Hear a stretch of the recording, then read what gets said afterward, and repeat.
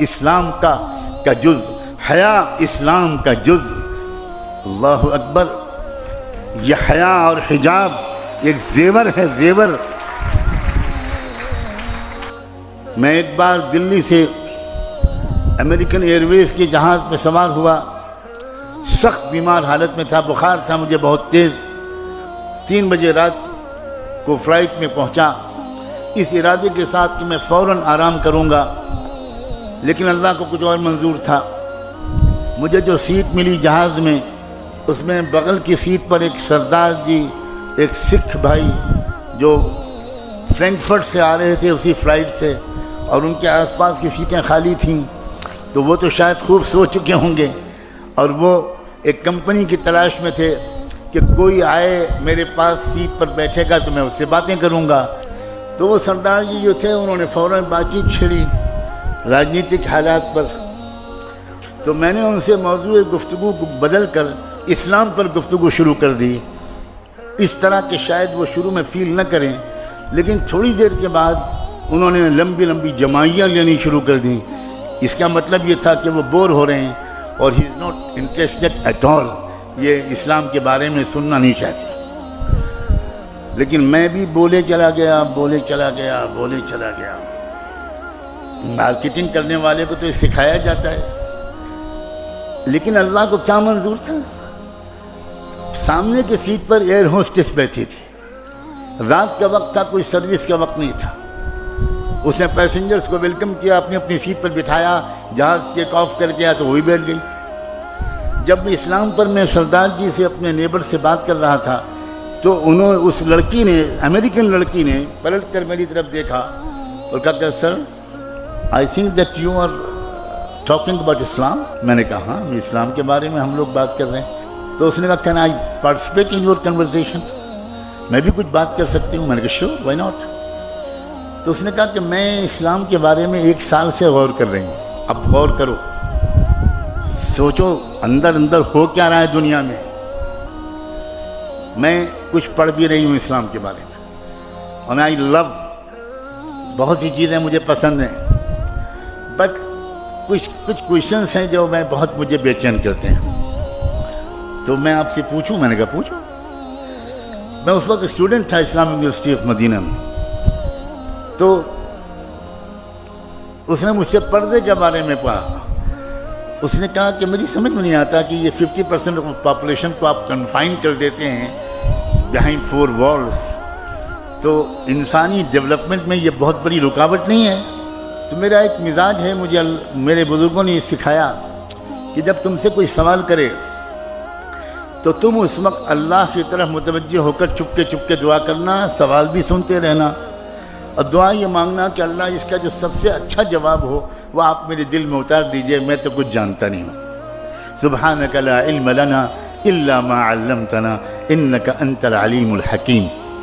میرے دل میں ایک جواب ایسا آیا جو اس سے پہلے کبھی نہیں آیا تھا، اور میں نے ان سے کہا کہ 1972 میں آپ کے یونائٹڈ اسٹیٹس آف امریکہ میں ٹیکسس اسٹیٹ کے کیپٹل ہیوسٹن میں ایک عجیب واقعہ پیش آیا تھا، اور وہ واقعہ ان شارٹ بیان کرتا ہوں کہ ایک صاحبزادے اپنے کار میں ایک بریف کیس میں تقریباً $20 لاکھ 2 ملین ڈالر کی مالیت کے زیورات، جیولز اینڈ ڈائمنڈز لے کر نکلے، اور مڈ نائٹ 12-1 بجے کے قریب انہوں نے ایک راؤنڈ اباؤٹ ایک چوراہے کے پاس اپنی گاڑی روکی، اور اس گاڑی روک کر وہ بریف کیس نکالا اور چوراہے پر کھول کر رکھ دیا، اور اسی کنارے ایک بلڈنگ میں ان کا اپارٹمنٹ تھا۔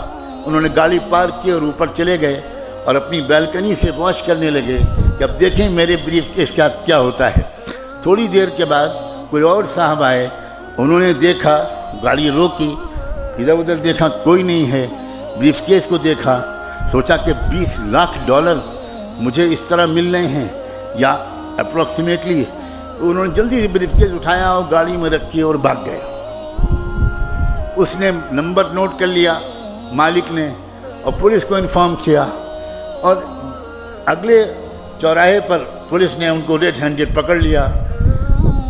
کیس چلا، امریکن ٹیکسس ہائی کورٹ نے جو فیصلہ کیا، میں نے اس امریکن ایئر ہوسٹس کو وہ ججمنٹ کا خلاصہ سنایا کہ میں نے ریڈرز ڈائجسٹ میں وہ قصہ پڑھا تھا۔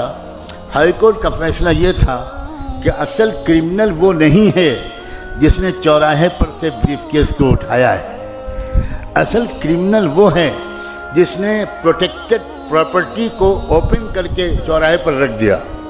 یہ آپ کے ہائی کورٹ کا ججمنٹ ہے۔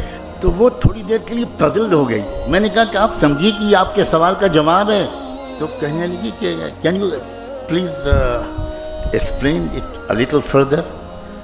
میں نے کہا سیدھا بات ہے، اسلام کے نزدیک ہر فیمیل، ہر لڑکی اور ہر عورت بلینس آف ڈالرز کی قیمت کی ڈائمنڈ جیبل ہے۔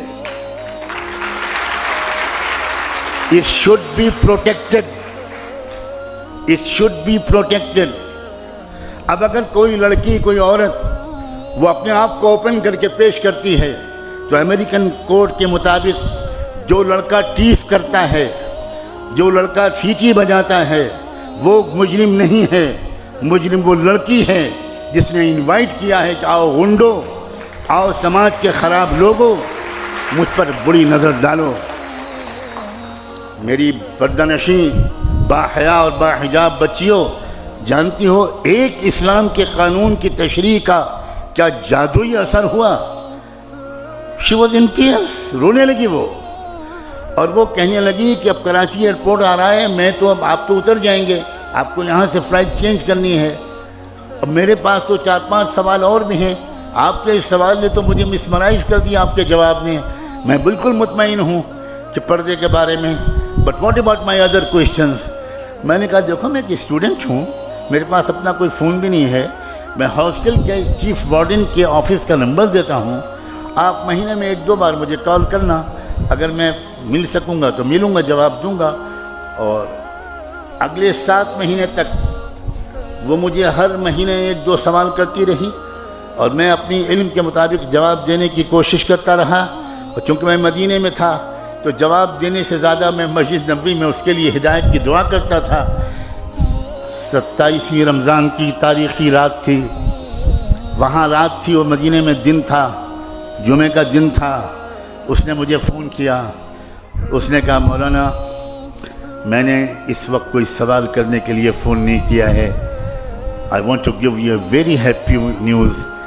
Right now میں شکاگو کی اسلامک سینٹر میں بیٹھی ہوں اور میں نے ابھی محمد مصطفیٰ کا دامن تھاما ہے۔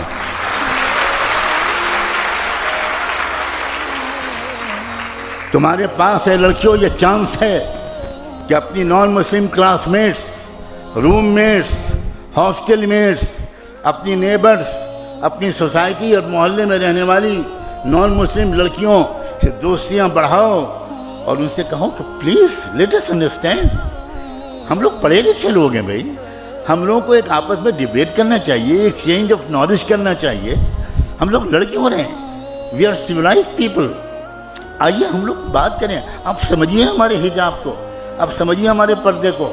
میں جس گھر میں رہتا ہوں یہاں میری بیٹی بھی موجود ہے، میری بہو بھی موجود ہے، وہ پورا گھر نان مسلم سوسائٹی کا ہے، 99% لیبرز ہندو ہیں اور اپر کاسٹ کے ہیں، اور میں اپنی بیٹی اور بہو کے سامنے یہ بات کہہ رہا ہوں کہ وہاں کی پڑوس کی ہماری نان مسلم لڑکیاں، برہمن گھرانوں کی لڑکیاں، وہ ان بچیوں سے آتی ہیں، وہ کہتی ہیں ہمارے سر پہ اسکارف باندھ دیجئے، آپ لوگ بڑی سندر لگتی ہیں۔